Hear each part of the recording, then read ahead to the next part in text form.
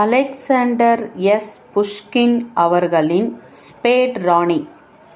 அந்த நீண்ட குளிர்கால இரவு குதிரைப்படை அதிகாரி நரோமோவின் வீட்டில் சீட்டாட்டத்தில் கழிந்தது.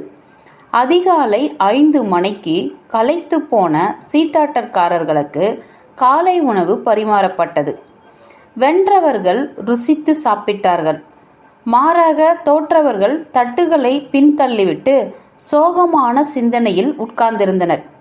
எனினும் நல்ல ஒயின் உள்ளே சென்றதால் பேச்சு பொதுவானதாக மாறியது. அப்புறம் சௌரின் என்றார் விருந்து கொடுத்தவர் விசாரிக்கும் தோணியில்.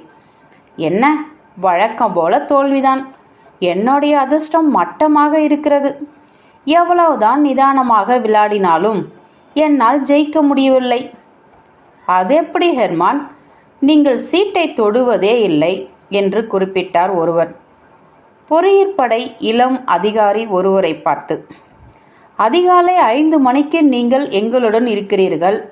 ஆனால் நீங்கள் இரவு முழுவதும் விளையாடவும் இல்லை, பந்தயம் கட்டவும் இல்லை. விளையாட்டு எனக்கு ரொம்பவே பிடித்தமானதுதான் என்றான் கேள்வியை எதிர்கொண்டவன். ஆனால் வாழ்க்கையின் அத்தியாவசிய தேவைகளை நிச்சயமில்லாத தேவையற்றதுகளுக்காக நான் தியாகம் செய்ய விரும்புவதில்லை. ஹெர்மான் ஒரு ஜெர்மானியன், அதனால் சிக்கனக்காரன். இது போதுமே புரிந்து கொள்ள என்றார் டாம்ஸ்கி. ஆனால் என்னால் புரிந்து கொள்ள முடியாத ஒருவர் கோமாட்டி அண்ணா பெடோரோனாதான். ஏன் என்று கோரஸாக கேட்டன குரல். என்னுடைய பாட்டி பந்தயம் கட்டுவதே இல்லை. 80 வயசு பெண்ணொருத்தி சூதாட மறுப்பது ரொம்ப குறிப்பிடத்தக்க விஷயமா எனக்கு தெரியவில்லை என்று ஆட்சேபனை தெரிவித்தார் நரோமோ. அவளுடைய கதையை நீங்க கேள்விப்பட்டதே இல்லையா? இல்லை. அப்படியென்றால் நான் சொல்வதை கவனிங்கள். ஆரம்பத்தில் ஒரு 60 வருடத்துக்கு முன்னாடி என்னுடைய பாட்டி பாரிஸுக்கு சென்றார்கள். அங்கே ஜனங்கள் அவர் மேல் பைத்தியமாக இருந்தார்கள். மாஸ்கோவின் வீனஸ் என்று பெயர் பெற்ற பாட்டிக்கு தெருக்களில் போகும்போது அவர்களை பார்ப்பதற்கு கூட்டம் அலைமோதும். அந்த காலத்தில் மேட்டுக்குடி பெண்கள் எல்லாரும் ஃபொரோ என்னும் பந்தயம் வைத்து ஆடும் சீட்டு விளையாட்டை விளையாடுகிறார்கள். ஒரு தடவை ஹார்லின்ஸ் டியூக்குடன் விளையாடும்போது பாட்டி பெரிய தொகையை இழந்துவிட்டார்கள். தனக்கேற்பட்ட கடனை பற்றி அவர்கள் தன்னுடைய கணவரிடம் சொன்னார்கள். ஆனால் அவர் கடனை அடைக்க கராராக மறுத்துவிட்டார். என்ன சொல்லியும் அவர் தன் மனதை மாற்றிக்கொள்ளவில்லை. பாட்டிக்கு என்ன செய்வதென்றே தெரியவில்லை. கடைசியாக அவர்களுக்கு தன்னுடைய நண்பர் ஒருவரை பற்றி ஞாபகம் வந்தது. அவர் பெயர் கவுண்ட் ஜெயின் ஜெர்மைன். அவரை பற்றி நீங்கள் கேள்விப்பட்டிருப்பீர்கள். அவரை பற்றி நிறைய அதிசயமான கதைகள் உண்டு. அவர்தான் உயிரை பிழைக்க வைக்கும் காயக்கல்பத்தையும் தத்துவஞானியின் கல்லையும் இன்னும் நிறைய அதிசயமான வஸ்துக்களையும் கண்டுபிடித்தார் என்று சொல்வார்கள். அவரிடம் நிறைய பணம் இருந்தது. அது என் பாட்டிக்கு தெரியும். தன்னை வந்து பார்க்கும்படி அவருக்கு ஒரு செய்தி அனுப்பினார்கள் பாட்டி. அவரும் வந்தார். பாட்டி கஷ்டத்தில் இருப்பதை பார்த்தார். கணவனுடைய கொடுமையை பற்றி பாட்டி மோசமாக எடுத்து சொன்னார்கள். கடைசியில் கவுண்டுடைய நட்பையும் தாராள மனதையும் நம்பியிருந்ததாக பாட்டி சொல்லி முடித்தார்கள். நான் உனக்கு கடன் தருகிறேன் என்று ஒரு கடம் யோசித்துவிட்டு கவுண்ட் சொன்னார், ஆனால் எனக்கு தெரியும் கடனை அடைக்காமல் நீ தூங்க மாட்டாய் என்று. அது உனக்கு தான் தர்ம சங்கடமாக இருக்கும். அதிலிருந்து விடுபட இன்னொரு வழி இருக்கிறது உனக்கு. ஆனால் என்னிடம் பணம் இல்லையே என்றாள் பாட்டி. பணம் தேவையில்லை, நான் சொல்வதை கவனி. அவர் பாட்டிக்கு ஒரு ரகசியத்தை கூறினார். அது என்னவென்று தெரிய நாங்கள் என்ன வேண்டுமானாலும் செய்திருப்போம். அங்கிருந்த சீட்டாட்ட இளைஞர்கள் எல்லோரும் விரைப்பானார்கள். டாம்ஸ்கி புகைப்பிடிக்கும் குழாயை பற்ற வைத்தார். புகையை கொஞ்சம் உறிஞ்சிவிட்டு மேலும் பேசலானார். அடுத்த நாள் மாலை பாட்டி வெர்சார்க்கு சென்று ராணியின் விளையாட்டு மேஜை அருகே அமர்ந்தார். ஆர்லின் டியூக்குடன் ஆட்டச்சீட்டுகளை பங்கிடுபவர். தான் பணம் கொண்டு வராததை ஏதேதோ சாக்கு சொல்லிவிட்டு பந்தயம் கட்டி விளையாட ஆரம்பித்தார் பாட்டி. வரிசையாக 3 சீட்டுகளை தேர்ந்தெடுத்தார். மறுபடியும் ஒவ்வொரு தடவையும் அவர் ஜெயித்தார். பிறகு சீக்கிரமே கடலிலிருந்து பாட்டி தப்பித்தார். கட்டுக்கதை என்றார் ஹெர்மான். ஒருவேளை சீட்டுகள் ஏற்கனவே ஏற்பாடு செய்யப்பட்டு குறிக்கப்பட்டிருக்கும். நான் அப்படி நினைக்கவில்லை என்று பதில் சொன்னார் டாம்ஸ்கி. ஏதோ ஒரு முக்கியத்துவத்தை மறைத்து வைத்திருப்பார்கள் போல. வெற்றி பெற்ற அந்த 3 சீட்டுகள் ஏற்கனவே பாட்டிக்கு தெரிந்திருந்தன. அந்த மந்திர ரகசியத்தை உங்களால் கண்டுபிடிக்கவில்லை, அப்படித்தானே? முடியவில்லை என்றுதான் சொல்ல வேண்டும். பாட்டிக்கு 4 மகன்கள். அவர்களில் ஒருவர்தான் என்னுடைய அப்பா. எல்லோருமே சீட்டு விளையாட்டு ஆர்வலர்கள்தான். பாட்டி அவர்களில் யாரிடமும் இந்த ரகசியத்தை சொன்னதில்லை. ஆனால் என்னுடைய மாமா என்னிடம் சத்தியம் வாங்கி இதையெல்லாம் என்னிடம் சொன்னார். மில்லியன் கணக்கில் சொத்தை விரயம் செய்து இறந்தார் மாமா சாப்லிட்ஸ்கி. அவர் ஒரு முறை 3 லட்சம் ரூபில் பணத்தை சீட்டாட்டத்தில் இழந்தார். அவர் மிகவும் உடைந்து போயிட்டார். அவர் மேல் இறக்கப்பட்டு பாட்டி அவருக்கு அந்த 3 சீட்டை பற்றி சொன்னார்கள். அதை மறுபடியும் பிரயோகிக்கக்கூடாது என்றும் சத்தியம் வாங்கி கொண்டார்கள். மாமா மறுபடியும் விளையாடச் சென்றார். ஒவ்வொரு சீட்டிலும் 50,000 ரூபில் வைத்து விளையாடி ஜெயித்து கடனையெல்லாம் அடைத்தார். விடியத் தொடங்கியது. ஒவ்வொருவரும் கோப்பையை காலி செய்துவிட்டு கிளம்ப ஆரம்பித்தனர். பெருமாட்டி அண்ணா பெடோரோவ்னா தனது உடை மாற்றும் அறையில் கண்ணாடி முன்பு உட்கார்ந்திருந்தார். 3 பெண்கள் அந்த பெண்மணியின் உடை அலங்காரத்திற்கு உதவி செய்து கொண்டிருந்தனர். அந்த பெருமாட்டி அழகுக்கென்று எந்த ஒரு சிறிய பாசாங்கையும் செய்வதில்லை. ஆனாலும் இளமை கால பழக்க வழக்கங்களை இன்னும் விடாபடியாக பற்றி கொண்டிருந்தாள். 60 ஆண்டுகளுக்கு முன்பு முகம் அலம்பி ஆடை அலங்காரம் செய்வதற்கு எவ்வளவு நேரம் செலவழித்தாலோ அதே நேரத்தை இன்னும் செலவழித்தாள். ஜன்னலோரம் அவளது பாதுகாப்பில் இருக்கும் ஒரு சிறு பெண் ஊசி வேலையை பார்த்து கொண்டு உட்கார்ந்திருந்தாள். மதியம் வணக்கம் பாட்டி என்று சத்தம் கொடுத்து கொண்டே ஒரு இளைய அதிகாரி உள்ளே நுழைந்தார். நான் உங்களிடம் ஒரு சகாயம் கேட்டு வந்திருக்கிறேன். என்ன பாவேல்? நான் உங்களிடம் என் நண்பர் ஒருவரை அறிமுகப்படுத்துவதற்கு எனக்கு அனுமதி வேண்டும். செவ்வாய் இரவில் நடன நிகழ்ச்சிக்கு உங்களை கூட்டி போக வேண்டும். நடன நிகழ்ச்சிக்கு என்னை கூட்டிப்போ, அங்கே அவனுக்கு என்னை அறிமுகப்படுத்தி வை. சிறிது நேரம் பேசிவிட்டு அந்த அதிகாரி லிசாவேட்டா இவானோவ்னா உட்கார்ந்திருந்த ஜன்னல் நோக்கி போனார். யாரை அறிமுகம் செய்து வைக்கப் போகிறார்கள் என்று கேட்டாள் அவள். நர்மோவை. அவரை உனக்கு தெரியுமா? தெரியாது. அவர் படை வீரரா? ஆமாம். இன்ஜினியரா? இல்லை. ஏன் கேட்கிறாய்? அந்த பெண் புன்னகைத்தாள். பதில் சொல்லவில்லை. பாவல் டாம்ஸ்கி புறப்பட்டு போய்விட்டார். தனியே விடப்பட்ட லிசாவேட்டா ஜன்னலுக்கு வெளியே பார்வையிட்டாள். திடீரென்று ஓர் இளம் அதிகாரி தெருமுனையில் தெரிந்தான். அவளுக்கு கன்னம் சிவந்தது. தனது கைவேலையின் மீது தலையை குனிந்து கொண்டாள். இப்படி இந்த அதிகாரி தோன்றுவது ஒரு தின நிகழ்வாகி போனது. அவன் அவளுக்கு முற்றிலும் முன்பின் தெரியாதவன். தெருவில் பார்க்கும் படை வீரர்களோடு வழிவதும் சரசமாடுவதும் அவளுக்கு பழக்கமற்றது என்பதால் அந்த அதிகாரியின் வருகையை எப்படி எடுத்துக்கொள்வது என்று அவளுக்கு தெரியவில்லை. அவனது விடாப்பிடியான தன்மை இறுதியில் அவளுக்கே வினோதமாய் தோன்றிய ஓர் ஆர்வத்தை தூண்டியது. ஒரு நாள் அவள் தன்னுடைய ரசிகனை பார்த்து புன்னகை துணிந்தாள். ஏனெனில் அவளது ரசிகனாகத்தான் அவன் தோன்றினான். அந்த அதிகாரி வேறு யாரும் இல்லை. இனிமேல் சூதாடியாக போகும் ஜெர்மான்தான் என்று வாசகருக்கு தெரிவிக்க தேவையில்லை என்று நினைக்கிறேன். அதாவது ஹெர்மான். அந்த 3 மந்திர சீட்டுகள் பற்றி டாம்ஸ்கி கூறியிருந்த கதையினால் அவனுடைய ஆர்வம் பலமாக தூண்டப்பட்டிருந்தது. அவன் எண்ணினான், ஆஹா, எனக்கு மட்டும் அந்த பெருமாட்டி அந்த ரகசியத்தை சொன்னால் எப்படி இருக்கும் ஏன் அவளது நல்ல எண்ணத்தை பெற்று அவளது இரக்க உணர்வை தூண்டிவிட கூடாது? இந்த திட்டத்தோடு தான் அவன் தினமும் அந்த வீட்டு முன் நின்று ஜன்னலில் தெரியும் அழகு முகத்தை அவதானித்து கொண்டிருக்கிறான். தான் விரும்பிய சிநேகத்தை விதி ஏற்படுத்தி கொடுக்கும் என்ற நம்பிக்கையோடு. ஒரு நாள் அந்த பெருமாட்டிக்கு பிறகு குதிரை வண்டியில் ஏற லிசவேட்டா நடைபாதையில் நின்று கொண்டிருந்தாள். அப்பொழுதுதான் லேசாக உரசப்பட்டு ஏதோ ஒரு சின்ன காகிதம் தனது கையில் திணிக்கப்படுவதை அவன் உணர்ந்தான். திரும்பி தனது முழங்கையோரம் அந்த இளம் அதிகாரியை பார்த்தாள். மனோவேகத்தில் அவள் காகிதத்தை கை உறைக்குள் போட்டுக்கொண்டு வண்டிக்குள் நுழைந்தாள். பயணம் முடிந்து திரும்பியதும் தன் அறைக்குள் விரைந்தாள். கடிதத்தை படிக்க அச்சம் கலந்த பதற்றமான மனநிலையில்.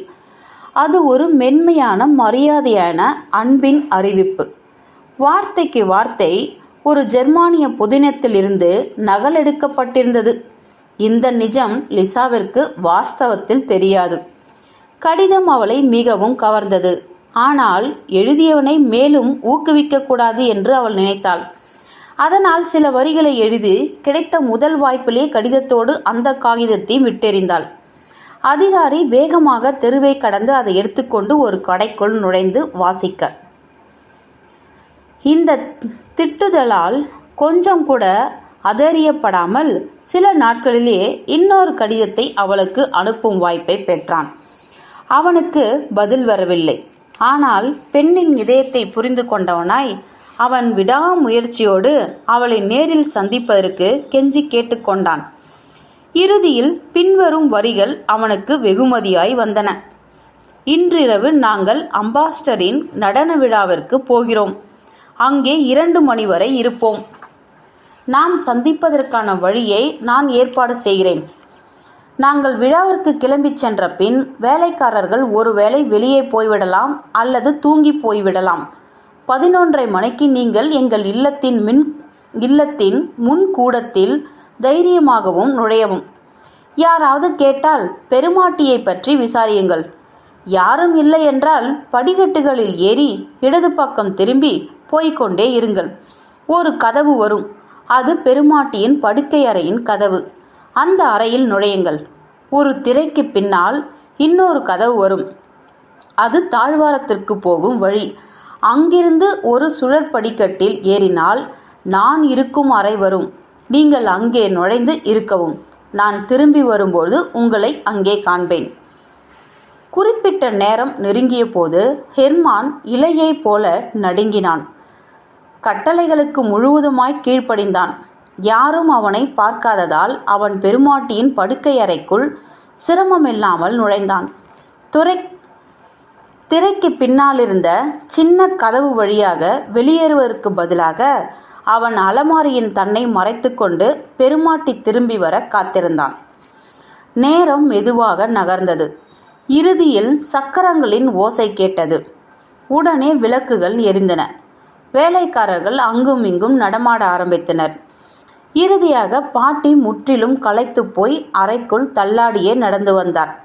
அவருடைய பணிப்பெண்கள் அவரது ஆடைகளை அகற்றிவிட்டு அவரை இரவுக்கு தயார்படுத்துவதில் முனைந்தனர். ஹெர்மான் நடப்பதையெல்லாம் ஒரு மூட நம்பிக்கையான அச்சம் கலந்த ஆர்வத்துடன் கவனித்தான்.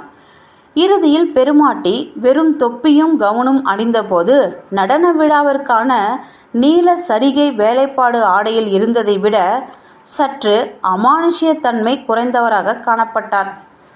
படுக்கைக்கு செல்வதற்கு முன்பு செய்யும் வழக்கத்தின்படி மேஜைக்கு அருகிருந்த ஒரு சாய்வு நாற்காலியில் உட்கார்ந்து கொண்டார் பாட்டி. அவரது பணிப்பெண் விலகி கொண்டனர். சுற்றுச்சூழலை மறந்து அவள் முன்னும் பின்னும் நாற்காலியில் அசைந்து கொண்டிருந்த போது ஹெர்மான் ஒளிவிடத்திலிருந்து ஊர்ந்து மெல்ல வெளியே வந்தான். லேசான சத்தம் கேட்டு பெருமாட்டி கண்களை திறந்து அத்துமீறி பிரவேசித்தவனை பாதி மயக்க பாவனையோடு பார்த்தார். பயப்பட வேண்டாம், கெஞ்சி கேட்டுக்கொள்கிறேன் என்றான் ஹெர்மான் அமைதியான குரலில். நான் உங்களை தாக்க வரவில்லை. உங்களிடம் ஒரு உதவி கேட்டு வந்திருக்கிறேன். பெருமாட்டி அவனை நிர்சலனமாக பார்த்தார். அவன் சொன்னதை அவர் புரிந்து கொண்டது போல தெரியவில்லை.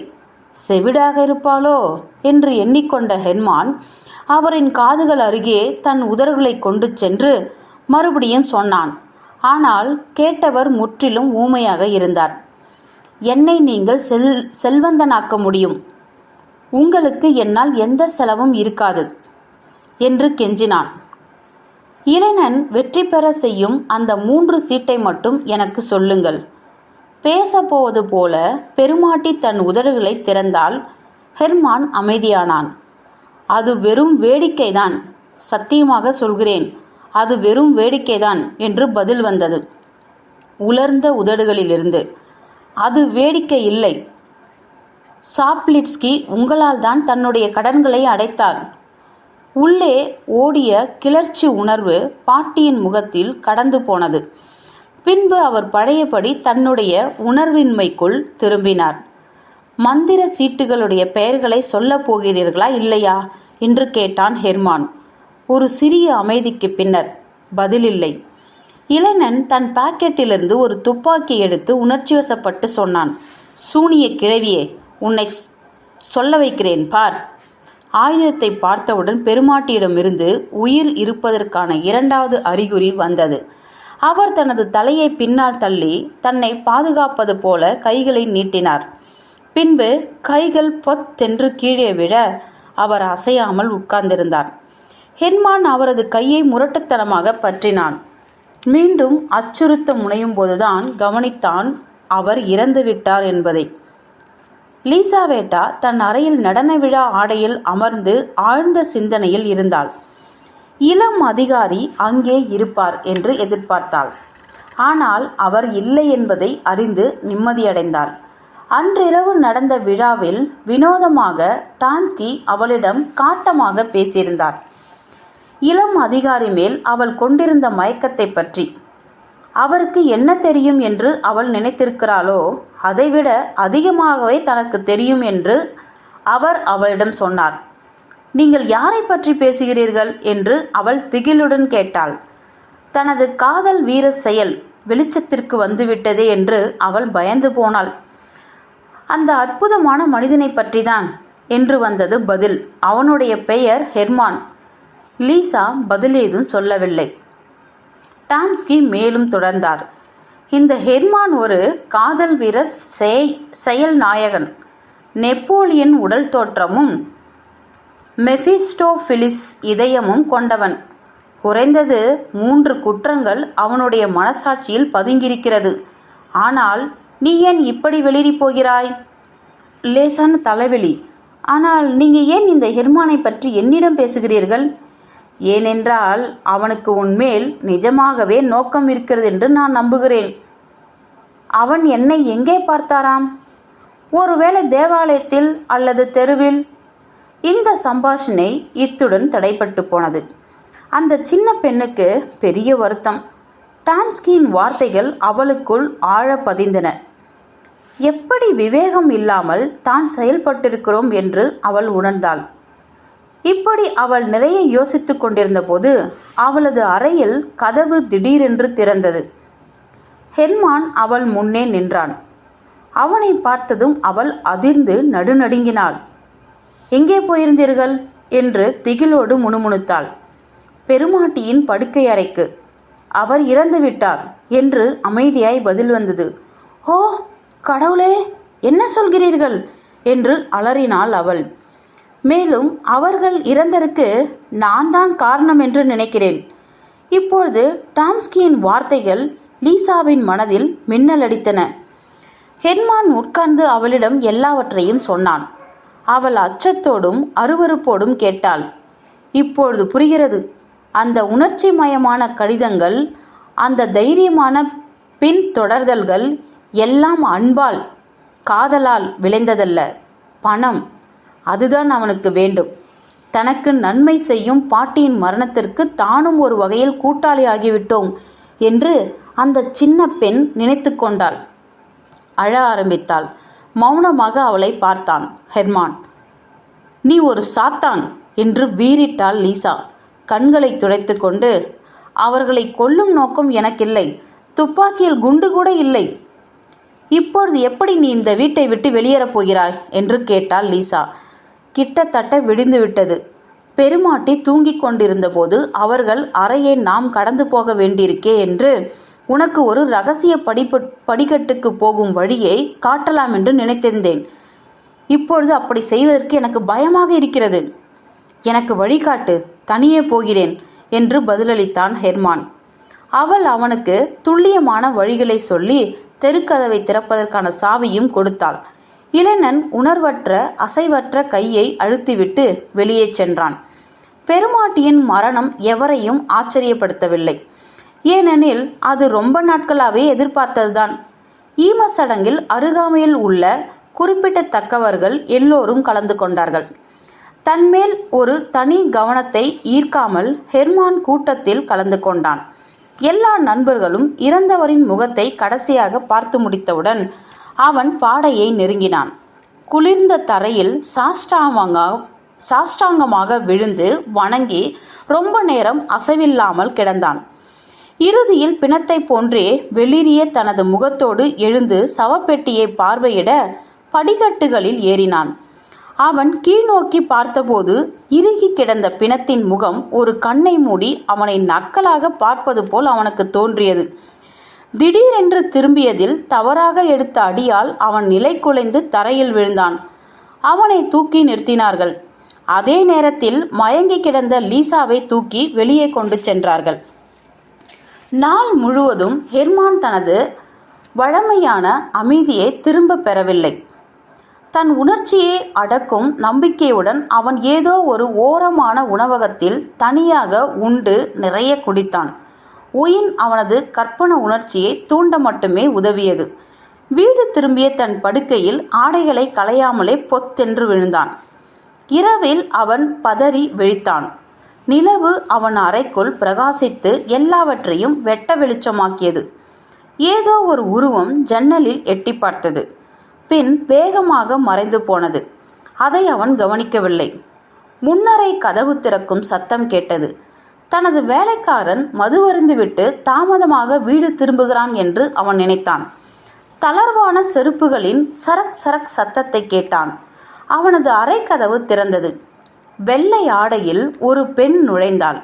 படுக்கை அறையில் வந்தாள். திகிலடைந்தவன் அது பெருமாட்டி என்பதை அடையாளம் கண்டு கொண்டான். எனது விருப்பத்தை மீறிதான் நான் உன்னிடம் வந்திருக்கிறேன் என்றார் பெருமாட்டி திடீரென்று. உன் வேண்டுகோளுக்கு செவிசாய்க்கும்படி எனக்கு உத்தரவு வந்திருக்கிறது. வரிசையாக வருகின்றன. தட்டு 7 ஏஸ். இவைதான் அந்த மந்திரச் சீட்டுகள். ஒவ்வொரு கார்டையும் பயன்படுத்துவதற்கு முன் 20 மணி நேரம் கடக்க வேண்டும். இந்த 3 சீட்டையும் பயன்படுத்திய பிறகு மறுபடியும் நீ விளையாடக்கூடாது. ஆவி பின்பு திரும்பி நடந்து போனது. வெளிக்கதவு சாத்தும் ஓசை கேட்டது. உருவம் ஜன்னலை கடந்து போவதை அவன் பார்த்தான். அவன் எழுந்து ஹாலுக்கு ஓடினான். அங்கே அவனது வேலைக்காரன் தரையில் படுத்து தூங்கிக் கொண்டிருந்தான். கதவு மூடப்பட்டிருந்தது. யாரும் வந்து போனதற்கான அறிகுறி ஏதும் இல்லை. தன் அறைக்குள் திரும்பி வந்து மெழுகுவத்தியை ஏற்றி வைத்து தான் கேட்டதை எழுதினான். வெளியின் ஒரே புள்ளியில் 2 அமைப்புகள் ஒரு சேர இருக்க முடியாது. அதுபோலவே மூளையில் 2 கருத்துக்களை ஒரே நேரத்தில் இருக்க முடியாது. தட்டு 7 மற்றும் ஏஸ் ஆகியவை சீக்கிரத்திலே இறந்த பெண்மணி பற்றிய எண்ணங்களையும் மற்ற எண்ணங்களையும் இளைய அதிகாரியின் மூளையிலிருந்து விரட்டின. அவனின் எல்லா சிந்தனைகளுக்கும் ஒற்றை சிந்தனையாய் ஒன்று கூடின. அதிக விலை கொடுத்து வாங்கப்பட்ட ரகசியத்தை எப்படி பிரயோஜனமாக பயன்படுத்துவது? தனது உத்தியோகத்தை ராஜினாமா செய்துவிட்டு பாரிஸுக்கு சென்று ஜெயிக்கப்பட்ட விதியிலிருந்து வலுக்கட்டாயமாக செல்வதை உண்டாக்கலாமா என்று கூட அவன் யோசித்தான். விதி அவனை இக்கட்டிலிருந்து காப்பாற்றியிருக்கிறது. செகாலின்ஸ்கி தன் வாழ்வை முற்றிலும் சீட்டுக்கட்டிலேயே கழித்தவர். செயின்ட் பீட்டர்ஸ்பர்க்கில் அவர் ஒரு கிளப்பை ஆரம்பித்தார். அவரது நீண்ட அனுபவம் அவருக்கு அவரது தோழர்களின் நம்பிக்கையை பெற்றுத்தந்தது. அவரது விருந்தோம்பல் பண்பும் நல்ல குணமும் சமூகத்தை அவரிடம் இணங்கி போக வைத்தது. பணக்கார வாலிபர்கள் சமூகத்தை மறந்து அவரை மொய்த்தனர். தங்களின் இதய காதலிகளை காட்டிலும் ஃபாரோ சீட்டு விளையாட்டின் அழகுகளில் அவர்கள் மெய்மறந்தனர். நரோமோ ஹெர்மனை அந்த கிளப்பிற்கு அழைத்தார். இளைஞனும் அந்த அழைப்பை மிகவும் விருப்பத்துடன் ஏற்றுக்கொண்டான். அந்த 2 அதிகாரிகளும் அறை நிரம்பி வழிவதை பார்த்தனர். இராணுவ ஜெனரல்களும் பெரும் அரசியல் தலைவர்களும் விஸ்ட் என்னும் சீட்டு விளையாட்டை ஆடிக்கொண்டிருந்தனர். இளைஞர்கள் சோஃபாக்களில் அமர்ந்து ஐஸ் சாப்பிட்டு கொண்டும் புகைத்து கொண்டும் இருந்தனர். பிரதானமான நவீன அறையில் ஒரு நீண்ட மேஜையில் சுமார் 20 பேர் ஃபோரோ விளையாடிக் கொண்டிருந்தனர். அந்த நிறுவனத்தின் தொகுப்பாளர் ஒரு வங்கியாளர். அவருக்கு சுமார் 60 வயதிருக்கும். சாம்பல் நிற கேசம், மதிக்கத்தக்க தோற்றம். அவரது சிவந்த முகம் தோழமை உணர்வுடன் ஜொலித்தது. அவரது கண்கள் மினுமினுத்தன. எப்பொழுதும் மாறாத ஒரு புன்னகை அவரின் உதடுகளின் மேல் குடியிருந்தது. நரோமோவ் ஹெர்மானை அறிமுகம் செய்து வைத்தார். தொகுப்பாளர் அவனுக்கு கை கொடுத்தார். சம்பிரதாயங்கள் எதுவும் வேண்டாம் என்று சொல்லிவிட்டு அவர் சீட்டுகளை பங்கு போடும் வேலையை பார்க்க போய்விட்டார். 30க்கும் மேற்பட்ட சீட்டுகள் மேஜை மீது கிடந்தன. ஒவ்வொரு சுற்றும் முடிந்த பின்பு செக்காலின்ஸ்கி கொஞ்சம் இடைவெளி விட்டார். பந்தயக்காரர்களுக்கு வெற்றி தோல்விகள் பற்றி மதிப்பீடு செய்வதற்கு நேரம் கொடுப்பதற்காக. எல்லா கேள்விகளுக்கும் கண்ணியமாக பதில் சொன்னார் மாறாத புன்னகையுடன். சீட்டு பங்கீடு முடிந்தவுடன் சீட்டுகள் கலைக்கப்பட்டன. விளையாட்டு மீண்டும் ஆரம்பித்தது. ஒரு சீட்டை தேர்ந்தெடுக்க என்னை அனுமதிங்கள் என்றான் ஹெர்மன். ஒரு தடித்த ஆளின் தலைக்கு மேல் கையை நீட்டி ஒரு அட்டவணை எடுத்தான். வங்கியாளர் பதில் சொல்லாமல் தலை குனிந்து சம்மதம் சொன்னார். ஹெர்மான் ஒரு சீட்டை தேர்ந்தெடுத்தான். தான் வைக்கப் போகும் பந்தய பணத்தை ஒரு சுண்ணாம்பு துண்டால் சீட்டில் எழுதினான். எவ்வளவு என்றார் வங்கியாளர். மன்னிக்க வேண்டும் சார், நான் சரியாக கவனிக்கவில்லை. 40,000 ரூபில்கள் என்றான் ஹெர்மான் அலட்டிக்கொள்ளாமல். உடனே எல்லா கண்களும் அவன் மீது திரும்பின. அவனுக்கு புத்தி மங்கிவிட்டது என்று நினைத்தார் நரோமோவ். அமரத்துவமான தனது புன்னகையோடு செக்காலின்ஸ்கி சொன்னார். உங்களது பணத்தொகை மிகவும் அதிகம் என்று என்னை சொல்ல அனுமதிப்பீர்களா? அதனால் என்ன என்று பதில் சொன்னார் ஹெர்மான் எரிச்சலுடன். ஏற்றுக்கொள்வீர்களா இல்லையா? வங்கியாளர் சம்மதம் என்று தலையசைத்தார். ரொக்கம் அவசியம் என்று நான் உங்களுக்கு ஞாபகப்படுத்துகிறேன். வாஸ்தவம்தான், உங்கள் வார்த்தையே போதும். ஆனால் என்னுடைய ஆதரவாளர்களுடைய நம்பிக்கைக்காக எனக்கு ரொக்கம்தான் வேண்டும். ஹெர்மான் தன் பாக்கெட்டிலிருந்து காசோலை ஒன்றை எடுத்து அதை தொகுப்பாளரிடம் கொடுத்தான். அதை வாங்கிய அவர் கவனமாக அதை பார்த்தார். பின்பு ஹெர்மானின் சீட்டின் மேல் அதை வைத்தார். அவர் பங்கு போட ஆரம்பித்தார். வலது பக்கம் 9, இடது பக்கம் ஒரு தட்டு. தட்டு ஜெயிக்கின்றது என்றான் ஹெர்மான். தான் பிடித்திருந்த சீட்டை காட்டினான். அது தட்டு. கூட்டம் முழுவதும் முணுமுணுப்புகள் பயணித்தன. ஒரே ஒரு வினாடி மட்டும் செக்காலின்ஸ்கி முறைத்தார். பின்பு அவரது புன்னகை திரும்பியது. தன் பாக்கெட்டிலிருந்து கற்றையாய் வங்கி நோட்டுகள் எடுத்து தேவையான தொகையை எண்ணினார். ஹெர்மான் அதை வாங்கி கொண்டு உடனே இடத்தை காலி செய்தான். அடுத்த நாள் மாலை அந்த இடத்திற்கு ஹெர்மான் மீண்டும் வந்தான். ஒவ்வொரு கண்ணும் அவனை ஆர்வத்துடன் நோக்கியது. செக்காலின்ஸ்கி அவனை உணர்ச்சி பூர்வமாக வரவேற்றார். அவன் தன் சீட்டை தேர்ந்தெடுத்து அவன் மீது தனது பிணைத்தொகையை வைத்தான். வங்கியாளர் பங்கு போட ஆரம்பித்தார். வலது பக்கம் ஒரு 9, இடது பக்கம் ஒரு 7. ஹெர்மான் தன் கார்டை காண்பித்தான். 7. பார்வையாளர்கள் எல்லோரும் ஆச்சரியமானார்கள். தொகுப்பாளர் வெளிப்படையாகவே அரண்டு போனார். அவர் 94,000 ரூபில்களை எண்ணி கொடுத்தார். ஹெர்மான் அதை கொஞ்சம் கூட ஆச்சரியப்படாமல் வாங்கி கொண்டு உடனே வெளியேறினான். அடுத்த நாள் மாலையிலும் அவன் மீண்டும் அங்கே போனான். அவனது வருகை அங்கிருந்த எல்லா செயல்களின் நிறுத்தத்திற்கும் ஒரு குறியீடாக போனதால் ஒவ்வொருவரும் நிகழ்வை கவனிக்க ஆர்வமுடன் தயாரானார். அவன் தன் சீட்டை தேர்ந்தெடுத்தான். ஏஸ் ஜெயிக்கிறது என்றான் ஹெர்மான். தன் சீட்டை பார்க்காமலே கட்டினான். உனது ராணி கொல்லப்பட்டு விட்டாள் என்றார் செக்காலின்ஸ்கி அமைதியாக. ஹெர்மான் நடுநடுங்கினான். சீட்டை மறுபடியும் பார்த்தான். அது அவன் தேர்ந்தெடுத்த ஏஸ் அல்ல, ஸ்பேட் ராணி. தன் கண்களாலேயே அவனால் நம்ப முடியவில்லை. அப்படி ஒரு தவறை அவன் செய்வதற்கு சாத்தியமே இல்லை என்று தோன்றியது. அவன் சீட்டையே முறைத்தபடி நின்றான். ராணி தனது ஒரு கண்ணால் அவனை பார்த்து நக்களுடன் கண்ணடிப்பது போல தோன்றியது. கிழவி என்று அவன் தன்னை அறியாமல் அலறினான். அந்த சூதாட்ட மேஜையின் பொறுப்பாளி பணத்தை அள்ளிக்கொண்டு போனான். ஹெர்மான் முட்டாள்தனமான ஓர் அச்சத்தில் உறைந்து நின்றிருந்தான். அவன் மேஜையை விட்டு நகர்ந்ததும் அவனுக்கு எல்லோரும் வழிவிட்டார்கள். கார்டுகள் கலைக்கப்பட்டன. சூதாட்டம் தொடர்ந்தது. ஹெர்மானுக்கு பைத்தியம் பிடித்துவிட்டது. ஹொபோகோவ் மருத்துவமனையில் அவன் அனுமதிக்கப்பட்டிருந்தான். யாரிடமும் அவன் பேசவில்லை. திரும்ப திரும்ப ஒரே தோணியில் பின்வரும் வார்த்தைகளையே முணுமுணுத்துக் கொண்டிருந்தான். தட்டு 7 ஏஸ், தட்டு 7 ராணி.